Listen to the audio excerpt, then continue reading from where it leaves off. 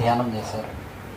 బుద్ధుడు, రాముడు, వెంకటేశ్వర స్వామి, ముక్కోటి దేవతలు ఈ ధ్యానమే చేశారు.